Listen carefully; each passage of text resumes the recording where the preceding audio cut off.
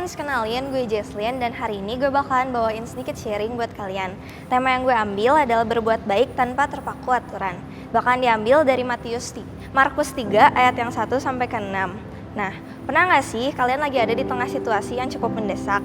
Kayak misalnya kalian mau berangkat sekolah nih udah telat, tapi tiba-tiba di tengah jalan kalian ketemu orang yang lagi kesusahan. Nah, padahal di situ posisinya kalian mau berangkat sekolah dan di sekolah itu ada kebaktian, dan kalau ada kebaktian kalian tuh nggak boleh telat. Nah, di situ pasti kita jadi mikir kan, kalau mau nolongin orang itu kita jadi telat masuk sekolahnya. Tapi kalau kita bodo amat gitu, kita nggak nolongin orang itu, kita nggak jadi terlambat sekolahnya.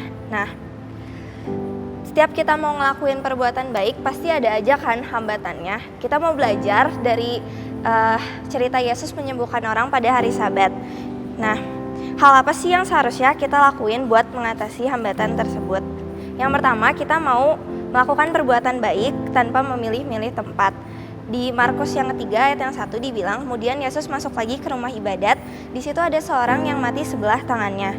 Nah, dari ayat tadi dibilang kalau Tuhan Yesus itu lagi ada di dalam rumah ibadat. Nah, rumah ibadat itu kan bisa dibilang tempat yang nyaman. Tapi Tuhan Yesus tuh gak cuma nyembuhin orang yang ada di tempat nyaman, tapi Tuhan juga nyembuhin orang yang di tempat gak nyaman. Tuhan tuh gak milih-milih tempat buat dia melayani. Nah, kalau dari ilustrasi tadi, itu kan ceritanya di jalan. Nah, jalan tuh kan bisa dibilang gak terlalu nyaman kan. Bukan berarti tempatnya itu gak terlalu nyaman, kita jadi gak mau nolongin orang yang kesusahan tadi. Yang kedua, kita mau belajar buat melakukan perbuatan baik tanpa terpaku aturan. Nah, tadi kan perikopnya dibilang kalau Yesus itu menyembuhkan orang pada hari Sabat. Nah, kayak yang udah kita tahu, hari Sabat itu berarti kita tuh gak boleh ngelakuin pekerjaan apapun. Tapi di Markus 3 ayatnya yang keempat dibilang, kemudian katanya kepada mereka, manakah yang diperbolehkan pada hari Sabat, berbuat baik atau berbuat jahat, menyelamatkan nyawa orang atau membunuh orang? Tetapi mereka itu diam saja. Nah, dari Markus 3 ayat yang keempat ini kita tahu kalau ngelakuin perbuatan baik pada hari Sabat itu diperbolehkan, apalagi menyelamatkan nyawa orang. Nah, kita juga belajar kalau aturan keagamaan kayak gitu tuh gak boleh ngehalangin, jadi penghalang buat kita melakukan perbuatan baik. Balik lagi ke ilustrasi tadi. Dari ilustrasi tadi dibilang kan kalau sekolah punya aturan, kalau misalnya ada kebaktian kita nggak boleh telat datang ke sekolahnya.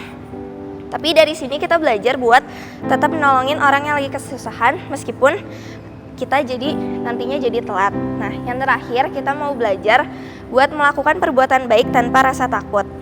Nah, kalau tadi kita nolongin orang yang kesusahan, berarti kan kita jadi telat masuk sekolahnya. Pasti ada aja kan rasa takut jadi dapat hukuman karena telat itu, dan banyak rasa ketakutan lainnya.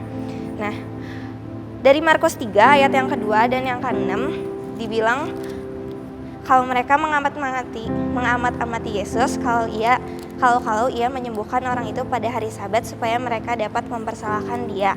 Dan di ayat yang ke-6 dibilang, lalu keluarlah orang-orang Farisi dan segera bersekongkol dengan orang-orang Herodian untuk membunuh dia. Nah, dari ayat tadi bisa kita simpulin kalau orang-orang Farisi dan orang-orang Herodian ngegunain ketentuan hari Sabat buat menjebak Tuhan Yesus. Kehadiran orang-orang Herodian dan kehadiran orang-orang Farisi itu tidak membawa dampak yang positif. Malah mereka tuh ngegunain kesempatan yang tepat buat nyalahin dan ngebunuh Yesus. Tapi di tengah rasa takutan itu, di Markus 3 ayat 5 dibilang, ia berduka cita karena kedegilan mereka dan dengan marah ia memandang sekelilingnya. Kepada mereka lalu ia berkata kepada orang itu, ulurkanlah tanganmu. Dan ia mengulurkannya, maka sembuhlah tangannya itu. Nah, meskipun dalam rasa takut banyak situasinya gak terlalu enak, tapi Tuhan tuh ngelakuin perbuatan baik dan malah menyelamatkan orang yang mati sebelah tangannya itu.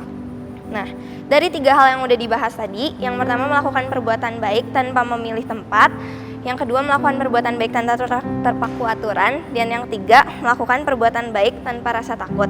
Dari situ kita mau belajar buat gak ngebatasin diri kita karena suatu tekanan. Kita juga mau ngutamain perbuatan baik daripada peraturan yang mungkin bisa ngerugiin kita juga nantinya.